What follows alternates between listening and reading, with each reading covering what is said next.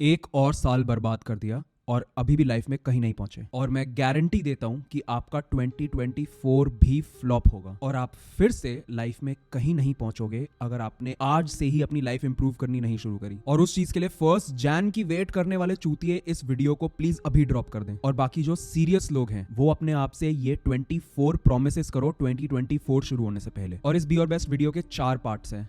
पहला mindset shifts, दूसरा health, तीसरा रिलेशनशिप्स और चौथा मनी।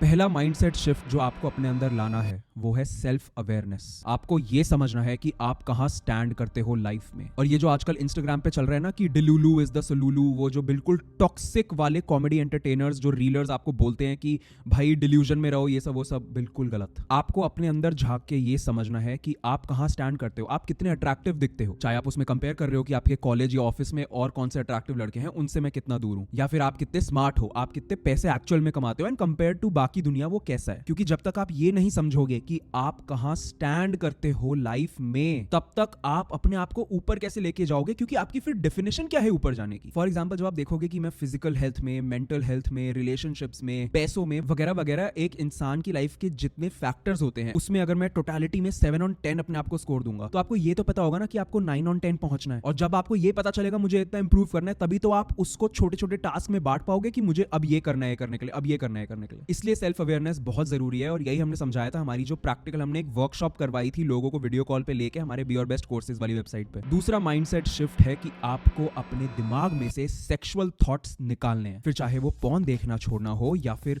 इंस्टाग्राम पे हॉट लड़कियों को देखना छोड़ना हो। इन जनरल हर लड़की को देख के बस ये सोचना कि भाई भाई ये तो बड़ी हॉट है, तो बड़ी हॉट है, भाई काश भाई एक रात, ये मेंटालिटी बंद करनी है। और हमने how to remove sexual thoughts वाले वीडियो में भी आपको यही समझाया था कि दिमाग में जब तक ये सारे थॉट्स रहेंगे आप कभी क्लियर फोकस कर ही नहीं पाओगे लाइफ में किसी भी चीज पे। और इसके हैक्स बहुत सिंपल है भाई। पॉर्न वेबसाइट्स ब्लॉक करने वाला क्रोम एक्सटेंशन आता है। इंस्टाग्राम पे आप हॉट लड़कियों को नॉट इंटरेस्टेड कर सकते हो। और अगर आप रैंडम सेक्सुअलाइज करना शुरू कर देते हो, ऑब्जेक्टिफाई करना शुरू कर देते हो, तो उसका एक इलाज है कि आप अलग अलग लड़कियों से जाके बात करो। और वो बात करने से आपको रियलाइज होगा कि भाई लड़कियां is just a different gender हैं, तो वो ह्यूमंस ही। तीसरा माइंडसेट शिफ्ट जो आपको अपने अंदर लाना है और जो समझने में मैं काफी लेट हो गया था लाइफ में, वो है काइंडनेस। भाई आजकल सिग्मा माइंडसेट के नाम पे आपको रील्स पे ऐसा बेवकूफ बनाया जा रहा है, आपको ये बोल के कि भाई रिवेंज लेना है, ये रिवेंज बॉडी है, ये मेरा विलन आर्क है। वो सब देख के आपको लगता है कि यार बाकी लोगों से बदतमीजी से बात करेंगे तो हम ही अल्फा हैं भाई, या फिर हम लड़कियों से रूड हो जाएंगे तो हम सिग्मा है भाई। भाई अल्फा सिग्मा बीटा की डेफिनेशंस क्योंकि विकिपीडिया पे लिखी हुई चीजें आपकी पर्सनालिटी टाइप डिफाइन नहीं करती। लेकिन एक चीज जो आपको हमेशा हेल्प करेगी वो है कि आपको सबसे काइंड रहना है। अब मैं यहाँ ये नहीं कह रहा कि सबके सामने झुक के रहो, नहीं वो नहीं कह रहा। अपनी सेल्फ रिस्पेक्ट तो आपको मेंटेन करनी ही है, लेकिन किसी का बुरा करने से, किसी से रिवेंज लेने से आपको कुछ नहीं मिलेगा। और अगर आपको ट्रूली हैप्पी रहना है, अपने दिल में शांत रहना है, तो आपको सबसे काइंड होना सीखना पड़ेगा। सबसे कॉन्फिडेंटली प्यार से बात करनी है, लोगों को कॉम्प्लीमेंट्स देने हैं। बल्कि ये तो आपकी एक एक्टिविटी होनी चाहिए। ये डेल कार्नेगी की एक बुक में भी लिखा हुआ है, how to win friends and influence people, कि आपको रोज सबको देख के स्माइल करना चाहिए, आपको थैंक यू प्लीज जैसे वर्ड्स यूज करने चाहिए, और आपको रोज किसी ना किसी इंसान को एक कॉम्प्लीमेंट जरूर देना चाहिए। भाई ऑनेस्टली जब से मैंने पर्सनली काइंडनेस वाला माइंडसेट अपना रखा है, तब से मेरी लाइफ बहुत ज्यादा पीसफुल हो गई है। और ये तो फैक्ट है कि जितने एट पीस आप होगे, आप उतने अच्छे डिसीजंस लोगे। एंड ये भी बहुत बड़ा फैक्ट है कि लाइफ का सक्सेस सिर्फ इस चीज से डिसाइड होता है कि आपने अपनी लाइफ में डिसीजंस कितने अच्छे लिए। नेक्स्ट माइंडसेट शिफ्ट है यू आर डम्ब। भाई आपको अपनी पुरानी जमाने में सीखी हुई चीजें अनलर्न करनी है और आपको ये एक्सेप्ट करना है कि आप मैक्सिमम चीजें नहीं जानते। मेरे भाई हर चीज पे ओपिनियन होना कूल नहीं है। हर चीज पे ओपिनियन होना सिर्फ आपका दिमाग भर रहा है और आपका दिमाग सड़ा रहा है। पहले मैं भी जब टीनेजर था तब मेरे दिमाग में और बॉडी में इतनी गर्मी होती थी कि मैं ऐसा सोचता था भाई नहीं मेरा तो यही ओपिनियन है इस पे, नहीं मेरा तो यही ओपिनियन है इस पे। और जब आप फालतू की चीज के ओपिनियंस के ऊपर अड़ जाते हो ना, that is when you stop learning, that is when you stop growing. अब यहाँ पे मैं ये नहीं कह रहा कि सेल्फ बिलीफ मत रखो। मेरे को 100% बिलीफ है कि मैं कंटेंट वाली इंडस्ट्री में फोड़ दूंगा, वो मेरा बिलीफ कोई नहीं हिला सकता। लेकिन कल को अगर कोई मेरे को आके कहता है कि भाई तेरे वीडियोस ऐसे ऐसे करके बेटर बन सकते हैं, या फिर वीडियोस की इंडस्ट्री में ये न्यू रिफॉर्म आ रहा है वो तेरे को देखना चाहिए, तो वहां मैं ये नहीं कहूंगा नहीं नहीं मुझे तो ऑलरेडी सब आता है, मैं यही करूंगा। और जो फालतू चीजें होती है उसमें मैं कोई ओपिनियन नहीं रखना चाहता, क्योंकि मैं चाहता हूं कि 3-4 चीजें हो मेरी लाइफ में जिसमें मैं ओपिनियंस रखूं और उसी में ही फोड़ूं, बाकी चीजें भाड़ में जाए, और इसीलिए मैं क्लियरली फोकस कर पाता हूं। नेक्स्ट माइंडसेट शिफ्ट है स्टार्ट लविंग बोरिंग थिंग्स। आज तक तक दुनिया में कोई सक्सेसफुल नहीं हो पाया है जिसने हर दिन कोई न्यू चीज करी है। And don't get me wrong, new ideas आना गलत बात नहीं है, बल्कि न्यू आइडियाज के बिना तो आप कुछ कर ही नहीं पाओगे लाइफ में। लेकिन अगर एक आइडिया पे काम करना शुरू किया है और उस पे आप काम करे जा रहे हो और वो बोरिंग हो गया है, उसी बोरिंग चीज को कंटिन्यू कर करके ही आप लाइफ में फटते हो in terms of all sorts of success. फिर चाहे वो पैसा हो कि मैं यहाँ बैठ के वीडियोस बनाए जा रहा हूँ भाई, हफ्ते के 3 वीडियोस डालते हैं हम। आपको क्या लगता है कि मेरे को बड़े मजे आते होंगे भाई 3 वीडियोस डालने के हफ्ते में? ऑफ कोर्स मजे आते हैं, एक बड़ी पिक्चर अगर मैं देखता हूं तो कि भाई कितनी फन लाइफ चल रही है। लेकिन यहाँ बैठ के वीडियोस बनाने में, स्पेशली जब इतने कपड़े चेंज करने पड़ते हैं, इतनी बार दाढ़ी ट्रिम करनी पड़ती है वगैरह, आपको क्या लगता है वो बोरिंग नहीं हो जाता एक बात के बाद? लेकिन वही बोरिंग चीजें मैं कंटिन्यू करता रहा हूं, इसलिए ये चैनल पहुंचा है जहां पहुंचा है, और वो आप लोगों ने ही पहुंचाया है। सोचो कल को मैं बोर हो जाऊं और वीडियो ना डालूं तो वो क्या आपके लिए गलत बात नहीं है कि आप जो मेरी वीडियोस देख रहे हो उसको वीडियो ही नहीं मिला न्यू? और सेम चीज रिलेशनशिप्स में भी काम करती है। अगर आप एक लड़की को डेट कर रहे हो, उससे इमोशनली अटैच हो रहे हो, और वहीं आप कहो यार इससे तो मैं बोर हो गया, अब मेरे को एक न्यू लड़की चाहिए, अलग टाइप का सेक्स करूंगा, अलग टाइप का मेकआउट करूंगा, वहां पे आपने बोरिंग के नाम पे वो लड़की छोड़ दिया, तो आप जिंदगी में कभी सेटल ही नहीं हो पाओगे। इसका एक और बहुत बड़ा एग्जांपल है कि भाई जैसे मैं मॉर्निंग में उठता हूं, मेरा एक रूटीन सेट है, चाहे मैं 5 बजे उठूं, 6 बजे उठूं, 7 बजे उठूं, रात को भंड होके सो गया था 3-4 बजे और अगले दिन सुबह 10 बजे भी उठ रहा हूं, मेरा मॉर्निंग रूटीन सेट रहेगा। और ऐसे ही चाहे रात को काम लेट तक चल रहा है और किसी दिन खिंच गया काम, ज्यादा शूट्स हो गई और मैं रात को लेट सो रहा हूं, तब भी मैं अपना रूटीन पूरा करके सोऊंगा कि भाई अब ये करना है, अब ये करना है, अब ये करना है। और यही जो बोरिंग लगती हैं चीजें, रोबोटिक लगती हैं चीजें, यही आपकी लॉन्ग टर्म हैबिट्स बन जाती हैं और हैबिट से ही इंसान बनता है। नेक्स्ट माइंडसेट शिफ्ट जो कि मजे करने के बारे में है, जो कि मेरी मम्मी ने मुझे सिखाया था 1 साल पहले, और उन्होंने ना मेरे को बड़ी प्यारी चीज बोली थी। वो मेरे को किसी जगह पे लेके गई थी, फैमिली फंक्शन था या क्या था, वहां पे मेरे को बिल्कुल मजे नहीं आ रहे थे और मैं उनसे कह रहा था कि ये तो काफी बेकार यूज है मेरे दिन का, क्योंकि उस दिन मेरा रेस्ट डे था, मुझे काम नहीं करना था, मुझे थोड़ा सा रिलैक्स करना था और मैं वहां पे फन नहीं कर पा रहा था। तो उन्होंने मेरे को बोला था बेटा मजा आता नहीं है, मजा जाता नहीं है, मजा लिया जाता है। और इसका ये मतलब है कि आप जिस भी सिचुएशन में हो, एंड अगर आप उस सिचुएशन को चेंज नहीं कर सकते तो उस सिचुएशन को एंजॉय करो। उस सिचुएशन में फंस के खुद को बार बार दुख के एनवायरनमेंट में रख के आपको कुछ नहीं मिलेगा। जो है अनचेंजेबल उसको आपको एक्सेप्ट करना ही पड़ेगा और उसको एंजॉय करना सीखो। और ये माइंडसेट वाले चेंजेस आपको बिल्कुल सक्सेस के पाथ पे डाल देंगे और यही एम है हमारा इस चैनल पे, बी और बेस्ट पे। इसलिए आपको सब्सक्राइब जरूर कर देना चाहिए क्योंकि हम ऐसे और सारे वीडियोस के साथ आने वाले हैं। नेक्स्ट कैटेगरी है हेल्थ, और उसमें जो आपको पहला रेजोल्यूशन लेना है वो है कि आपको एक पीस ऑफ माइंड वाली एक्टिविटी रोज करनी है। एंड इसमें भी सबसे पॉपुलर होता है मेडिटेशन। लेकिन मुझे पता है कि भाई पूरा यूट्यूब आपको मेडिटेट करवाने पे लगा हुआ है और बहुत सारे यूट्यूबर जो कि मेडिटेट करते हैं अपने कंटेंट में, वो ही दूसरों के चैनल पे जब आते हैं वहां उनकी खिल्ली उड़ जाती है कि भाई तू तो इतना मेडिटेट करता था, तेरे साथ ऐसी चीजें क्यों हो रही हैं। और ऐसा बहुत सारे लोगों के साथ होता है कि वो मेडिटेट करते रहते हैं और उसका उन्हें कोई रिजल्ट नहीं दिखता। स्टार्टिंग में थोड़ा सा लगता है, उसका मेडिटेशन बोरिंग लगने लगता है। और उसमें दिक्कत यह है कि लोग बहुत ज्यादा फिक्सेट हो जाते हैं, बहुत ज्यादा अड़ जाते हैं मेडिटेशन की एक्टिविटी से, जबकि आपको फोकस करना है कि मेडिटेशन क्या पर्पस सर्व कर रही है। देखो मेडिटेशन का पर्पस सिर्फ ये है कि आपके दिमाग में जो थॉट्स इधर उधर दौड़ रहे हैं उनको आप रियलाइज करो, उनको रिकॉग्नाइज करो। और ऐसे जब आप खुद को जानते हो और शांति से अपने बारे में सोचते हो, उसी को मेडिटेशन कहते हैं। फॉर एग्जाम्पल मैं बैठ के चौकड़ी मार के मेडिटेट नहीं करता। मेरा प्योर मेडिटेशन होता है कि मैं जिम में गया, सबको हाय हेलो बोला, उसके बाद बस अपना सिर्फ मसल और माइंड के कनेक्शन पे फोकस करा और वर्कआउट किया, तब किसी से भी बात नहीं करी। और यही जिम में जो मेरे को 1 घंटे का जो अलोन टाइम मिलता है, यही मेरी मेडिटेशन है, क्योंकि उस टाइम पे मेरे दिमाग में बहुत सारे थॉट्स चल रहे होते हैं। और जैसे मैं एक्सरसाइजेस के बीच में ब्रेक लेता हूं, तब मैं उन थॉट्स को रियलाइज करता हूं अपने माइंड में। और जैसे ही मुझे लगता है कि इनमें से कोई थॉट है जो कि मेरे को लिख लेना चाहिए, मैं जाके अपने नोट्स ऐप खोलता हूं अपने फोन पे और वहां पे लिख लेता हूं, ऊपर डेट डाल देता हूं उस दिन की और लिख देता हूं थॉट्स, और उसके नीचे सारे थॉट्स लिख देता हूं जिनको लिखने की जरूरत होती है। और इसी से हम आते हैं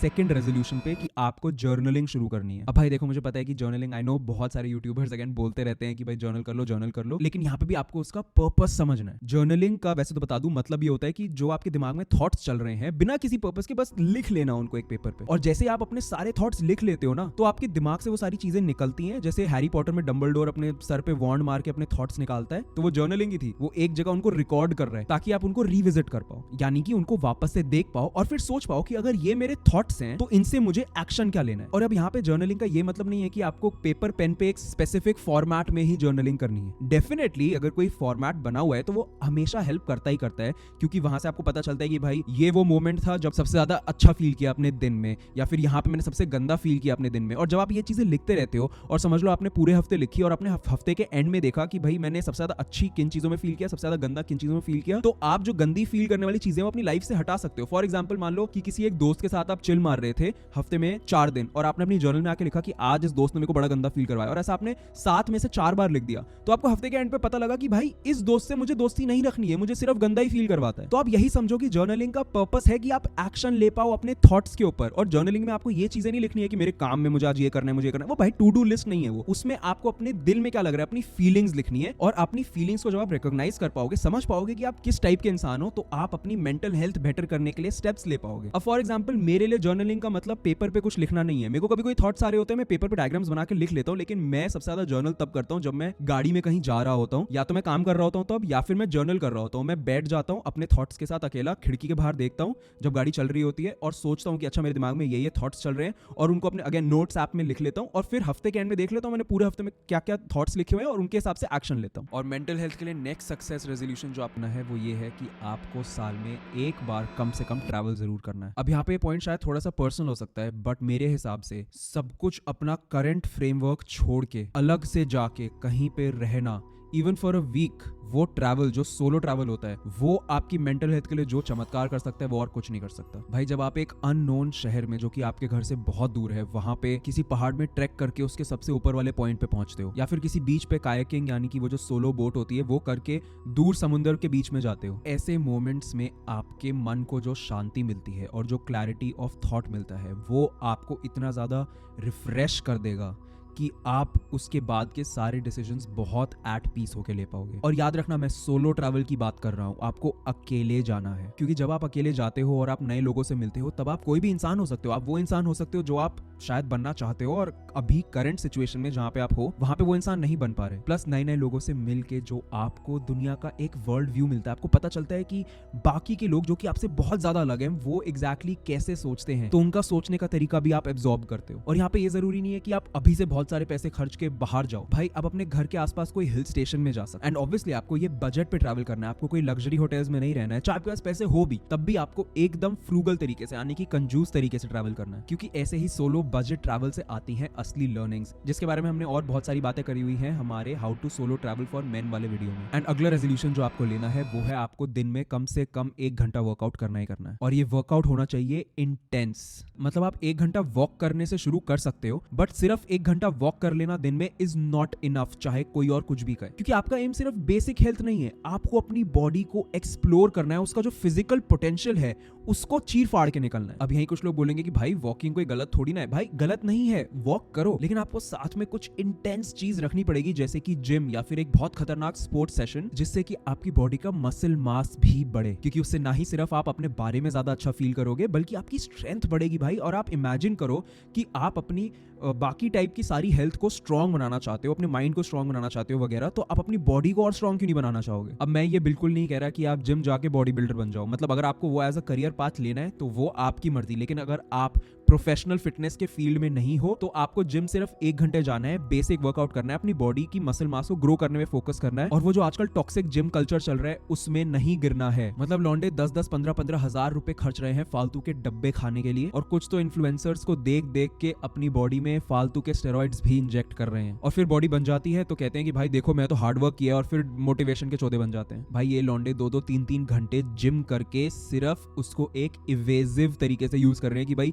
लाइफ की सारी प्रॉब्लम्स गई भाड़ में और हम सिर्फ जिम करेंगे। भाई चाहे चलो स्टेरॉइड्स नहीं भी लिए, नेचुरली भी बना रहे हो, दिन का इतना सारा टाइम ऐसी चीज में देखे जो कि आप प्रोफेशनली नहीं कर रहे, आप प्रॉपर टाइम वेस्ट कर रहे हो अपना। मतलब यार स्पेक्ट्रम की दोनों तरफ देखो। मैं नहीं कह रहा कि आप बिल्कुल जिम मत जाओ, मैं ये भी नहीं कह रहा कि आप जिम में ही अपनी लाइफ बना लो, अपनी पर्सनालिटी को एक जिम बॉय बना लो, आप बीच में रहो ना यार। मतलब ये टॉक्सिक लॉन्डो ने बॉडी बना के क्या उखाड़ लिया? कुछ नहीं भाई, लाइफ में कुछ नहीं उखाड़ा। एक बेसिक जिम का प्रोग्राम फॉलो करो, एक ट्रेनर से कंसल्ट करो एटलीस्ट जब आप बिगिनर हो, और जिम की अच्छी वाली हेल्दी आदत डालो, बुरी आदत नहीं। और इसी से हम आते हैं हमारे नेक्स्ट पॉइंट पे, जो कि है आपको सारी बुरी आदतें कंट्रोल में रखनी है। अब इसमें तो मुझे आपको कुछ रीजन भी देने की जरूरत नहीं है भाई, आपको सुट्टे, दारू, वेप, ये सब की लंबी रेगुलर आदतें छोड़नी पड़ेंगी, क्योंकि ना ही सिर्फ ये आपकी फिजिकल हेल्थ को खराब कर रही है, बल्कि ये चीजें आपको कंट्रोल कर रही हैं। आप इनको कंट्रोल नहीं कर रहे, क्योंकि अगर आप खुद कंट्रोल कर रहे होते तो आप पे डिपेंडेंट होता कि आप ये चीजें कब कर रहे हो, और ना कि भाई वेप का फर्स्ट ड्रैग मुझे नहीं मिला सुबह तो मैं उठ ही नहीं पाऊंगा, या फिर भाई किसी पार्टी में मेरे को दारू नहीं मिली तो मैं नाच ही नहीं सकता। तो ये तो आप समझ रहे हो एक्सटर्नल फैक्टर्स आपको कंट्रोल कर रहे हैं, कोई आपकी लाइफ को कंट्रोल कर रहा है। एक बार ध्यान से सोचो इस चीज के बारे में, आप कैसे अपनी लाइफ का कंट्रोल किसी और को दे सकते हो। एंड नेक्स्ट सक्सेस पॉइंटर आता है कि आपको अपनी डाइट कंट्रोल करनी है। यार इसमें कोई रॉकेट साइंस नहीं है, आपको अपनी बॉडी के हिसाब से सही कैलोरीज लेनी है, इस पे बहुत यूट्यूब पे वीडियोस हैं।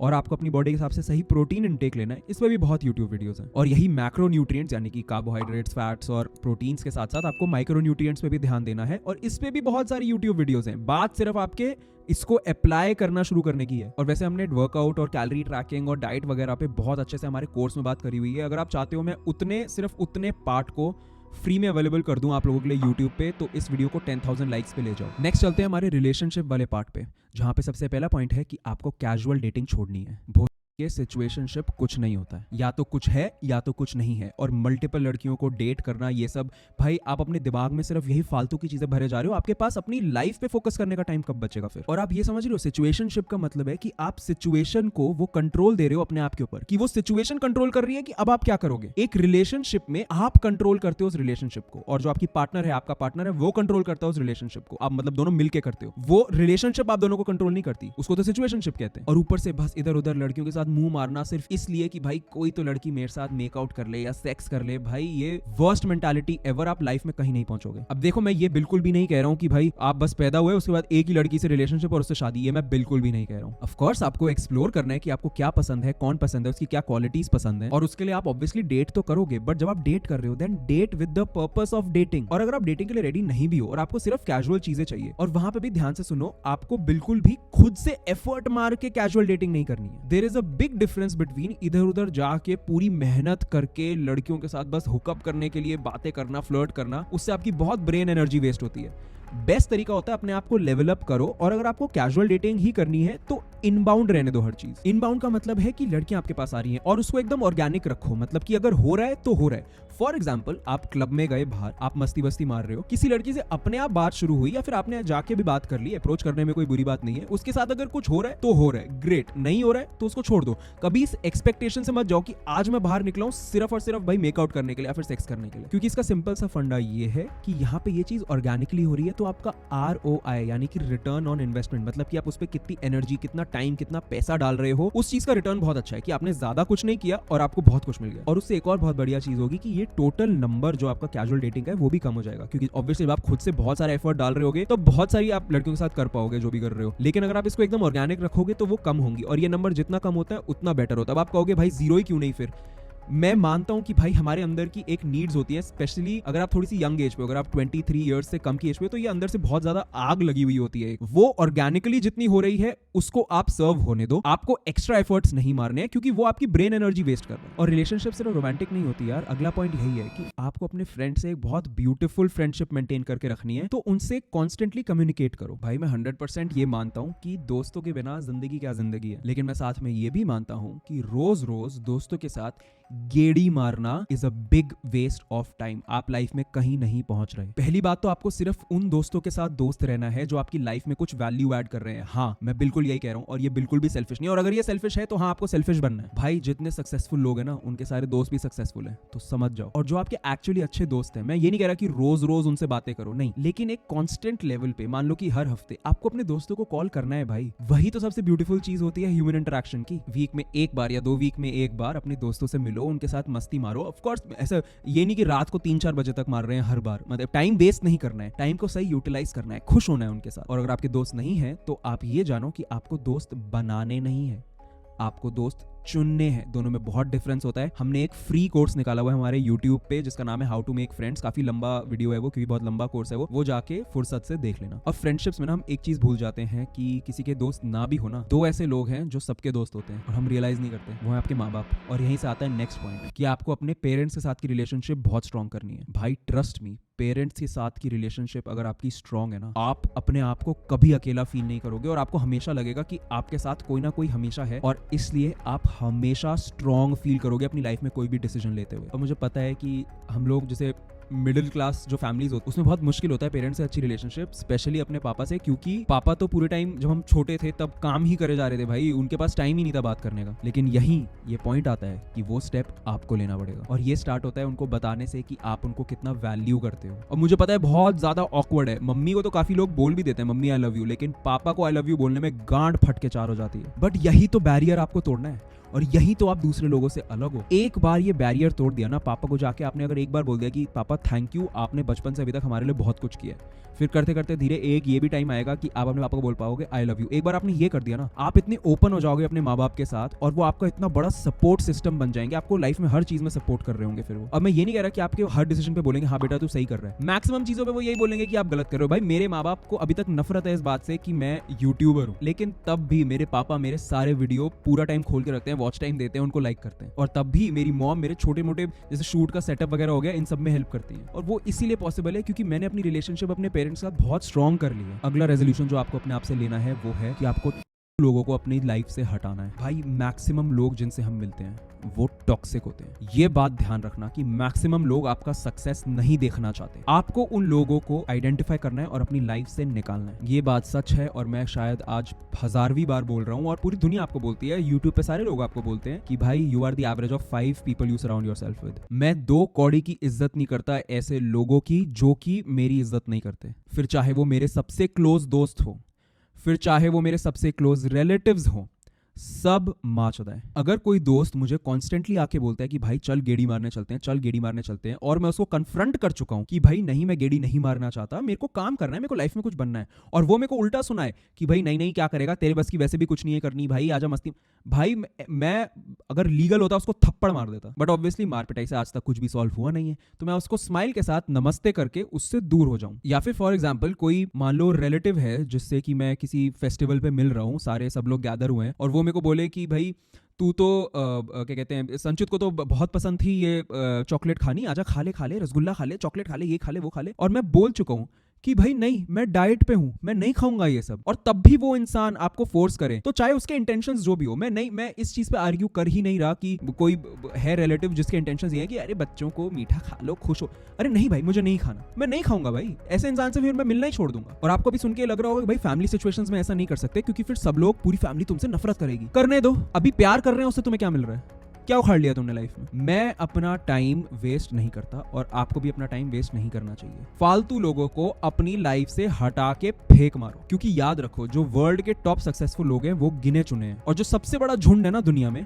वो लोगों का है। वो लोग कभी ग्रो कर ही नहीं पाएंगे, और इसीलिए वो लोग झुंड में घूमते हैं। अब एग्जैक्टली अनफ्रेंड करना कैसे है, उन लोगों से अलग होना कैसे है, वो हमने हमारे कोर्स में समझाया था, और हम जल्द ही और ज्यादा सेल्फ इंप्रूवमेंट कोर्सेज के साथ आते रहेंगे। लेकिन आप नेक्स्ट पॉइंट सुनो, जो कि है कि चलो आप कैजुअल डेटिंग नहीं कर रहे, बाकी सब रिलेशनशिप सॉर्टेड है, तो रोमांटिक रिलेशनशिप में करें क्या, लड़की डेट कैसे करें। पहली बात तो मेरा बहुत स्ट्रॉन्ग बिलीफ है कि आपको जब तक एक क्रिटिकल मास रीच नहीं हो जाता आपके सक्सेस का, तब तक आपको डेट करना ही नहीं है। भाई जब तक आप लाइफ में एक बढ़िया से सक्सेस पाथ पे चलना शुरू नहीं कर चुके हो, मैं ये नहीं कह रहा सक्सेसफुल हो चुके हो, मैं कह रहा हूँ सही सक्सेस पाथ पे चलना नहीं शुरू कर चुके हो, तब तक आपको डेट नहीं करना है। और यही एकदम स्ट्रॉन्ग ओपिनियन है मेरा। और जनरली लोगों का ये 21, 22 या 23 तक नहीं हिट होता है, तो मेरे हिसाब से आपको 22-23 साल की उम्र तक तो डेट बिल्कुल नहीं करना चाहिए सीरियसली, क्योंकि चाहे वो लड़की जितनी प्यारी होगी तो वो भी आपकी एज की या फिर आपसे छोटी, तो उसको भी लाइफ में ज्यादा एक्सपीरियंस है नहीं, आपकी लाइफ में वो ज्यादा कुछ ऐड कर नहीं पाएगी। और ये सारा इल्यूजन है कि भाई लड़की आ जाएगी तो वो मुझे शांत रखेगी, ये सब इल्यूजन है भाई। दूसरी चीजें ढूंढ भाई, थोड़ी प्रोडक्टिव जो तेरे को शांत रख ले। जब तक आप लाइफ में चोदू हो, और सब लोग चोदू से ही शुरू होते हैं भाई, उसके बाद ही सक्सेसफुल होते हो। जब तक आप चोदू हो और आप सही सक्सेस पाथ पे नहीं हो, डेटिंग सिर्फ आपका टाइम वेस्ट करेगी, चाहे आपको जितना ही प्यारा लगे डेट करते हुए। और ऊपर से जब आप चोदू होगे तो जिस लड़की को आप डेट कर रहे होगे 99% चांस है कि वो भी चोदू होगी। 2 चोदू लोग मिलकर पता क्या बनता है, चोदू स्क्वायर। अब मैं ये नहीं कह रहा हूँ कि आप लड़कियों से बात ही मत करो, मैं कह रहा हूँ आप सीरियस रिलेशनशिप में मत आओ। लड़कियों से तो बात आपको करनी चाहिए, और यही अगला रेजोल्यूशन है जो आपको लेना है कि भाई स्टार्ट टॉकिंग टू गर्ल्स। आपके अंदर जो एक फियर ऑफ रिजेक्शन है, और जो शाइनेस है, और जो इंट्रोवर्ट होने का बहाना है, उसको आपको तोड़ना है। आप अगर कॉलेज या ऑफिस में हो तो आपके पास तो बहुत बड़ी गोल्डन अपॉर्चुनिटी है, रोज एक नई लड़की से बात करो। और जितना ज्यादा आप नई नई लड़कियों से बात करते रहोगे, आपको पता चलेगा भाई ये तो इतनी बड़ी डील थी नहीं, ये तो नॉर्मल है भाई, आए हेलो कैसी है भाई, अरे बहुत नॉर्मल चीज। और जैसे इतनी सारी लड़कियों से बात करके आपको रियलाइज होगा कि भाई ये तो बड़ी नॉर्मल सी लाइफ है, उतना ज्यादा आपके अंदर इतना कॉन्फिडेंस आ जाएगा कि आप हर चीज में फोकस से कर पाओगे। अब लड़कियों से बात करना वगैरह इन सब पे भी हम काफी वीडियोस लाने वाले हैं, तो चैनल पे सब्सक्राइब रहना। अब चलते हमारे नेक्स्ट पार्ट पे, जो कि है मनी, और उसमें पहला रेजोल्यूशन ये है कि आपको अपने लिए एक रेवेन्यू सोर्स बनाना है। अब ऑब्वियसली ये उन लोगों के लिए नहीं है जो कॉलेज फर्स्ट ईयर से नीचे हैं, लेकिन कॉलेज फर्स्ट ईयर के बाद आपको एक रेवेन्यू सोर्स रखना चाहिए। भाई आजकल के जैसी दुनिया चल रही है, इतनी अवेयरनेस हो चुकी है ऑलरेडी इस चीज़ की, मुझे आपको बताने की ज़रूरत नहीं पड़नी चाहिए। जितनी जल्दी आप थोड़े से पैसे कमाना शुरू कर दोगे उतना बेटर है। अब मैं ये बिल्कुल भी नहीं कह रहा हूँ कि आप गलत तरीके से या फिर क्विक मनी के पीछे भागो। एक बार में पैसे कमा के आपको लाइफ में कुछ नहीं मिलने वाला है। जितनी भी आज तक मैंने स्टोरी सुनी है, मेरे आसपास के दोस्तों ने किया है कि क्विक मनी कभी सस्टेन नहीं हुआ है, हमेशा आगे जाके बर्बाद ही होता है। आपको कुछ सस्टेनेबल चीज़ करनी है। फॉर एग्जाम्पल, आप वीडियो एडिट्स करना शुरू कर सकते हो। आजकल इतने ज़्यादा क्रिएटर्स निकल के आ रहे हैं कि आप उनके लिए वीडियो एडिटिंग शुरू कर सकते हो। और मैं ये नहीं कह रहा कि आप एकदम से अभी ये प्रेशर ले लो कि भाई बिजनेस खड़ा करना है, नहीं। थोड़ा बहुत फ्रीलांस करके आप थोड़ी बहुत इनकम कमानी शुरू करोगे ना, उससे मेन चीज़ ये होगी, चाहे उसका अमाउंट कितना भी हो, उससे मेन चीज़ ये होगी कि आपको पैसों की समझ आएगी।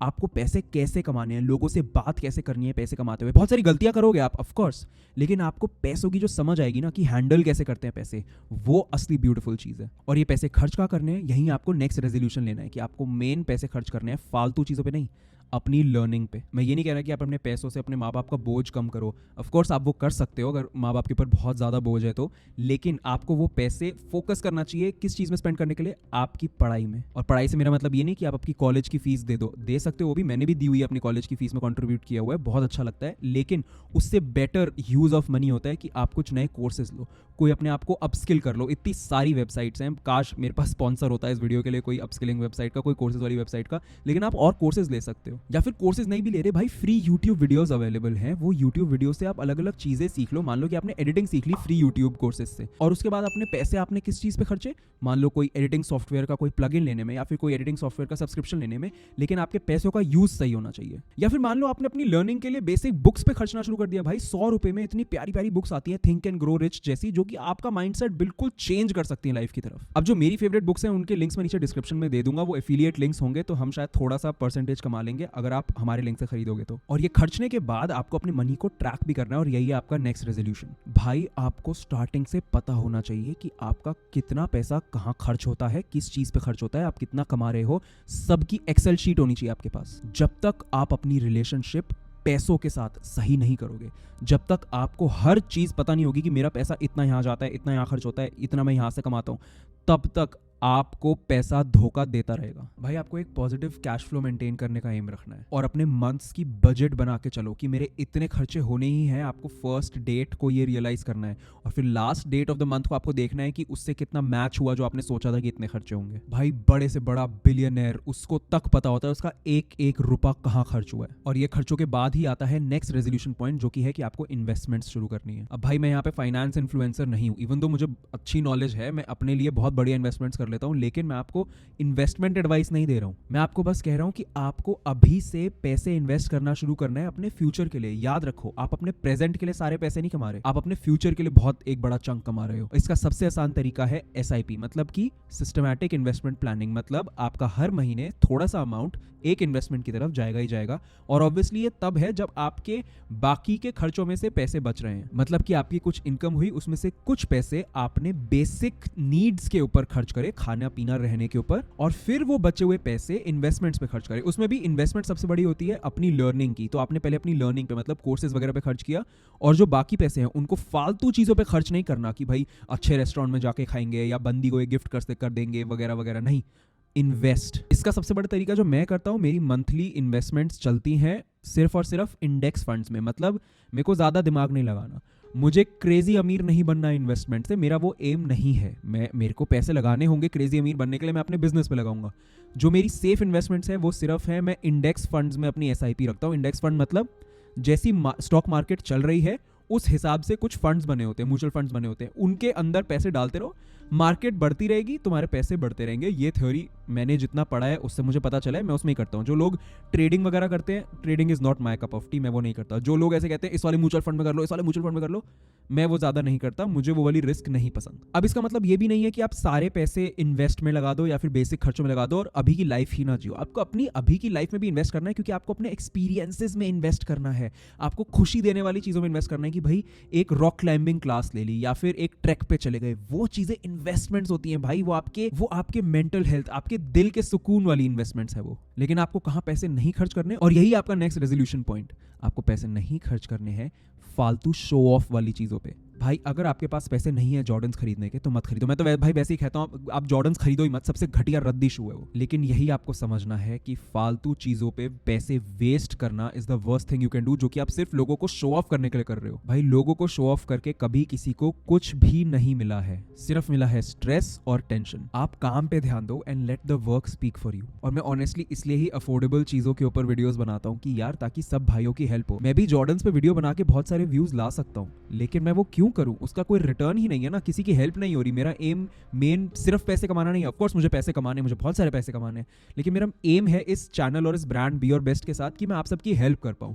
उस चीज में मैं आपको जॉर्डन दिखा के क्या करूंगा। और मुझे ये भी पता है कि मेरे बाकी के जो फैशन इन्फ्लुएंसर फ्रेंड्स हैं वो सब जॉर्डन और महंगे महंगे ब्रांड्स, प्राडा, ये सब लेते हैं। भाई as long as it's a good business decision उनके according, then go ahead. But मेरी ऑडियंस में मैं जॉर्डन्स वगैरह का शो ऑफ करके मुझे मिलेगा क्या। एंड लास्ट जो रेजोल्यूशन आपको लेना है, आपको अपने आप से भी और मेरे से भी ये प्रॉमिस करना है, वो है मेरा फेवरेट चीज, आपको इस साल टर्बो मोड पे जाना है। अब टर्बो मोड क्या होता है, मैं इस प्रोग्राम को टर्बो मोड ही बोलता हूँ स्टार्टिंग से। बाद में मुझे पता चला कि इसके बहुत सारे वेरिएशंस होते हैं, स्पेशली इसको पूरे इंटरनेट पे बोला जाता है मंक मोड। अब क्योंकि मैं अपने आप को एक मंक वाली मेंटालिटी से बिल्कुल रिलेट नहीं करता हूँ, मैं थोड़ा सा ज़्यादा क्रेजी तरीके से काम करने पे ज़्यादा रिलेट करता हूँ, तो इसलिए मैं उसको हमेशा से टर्बो मोड ही बोलता हूँ, बट आप इसको मंक मोड भी मान सकते हो। टर्बो मोड का सिंपल सा मतलब है कि एक स्पेसिफिक टाइम फ्रेम के लिए, चाहे वो 1.5-2 महीना हो या फिर 6 महीना हो, चाहे कुछ भी हो, उस टाइम में आपको कुत्तों की तरह काम करना है।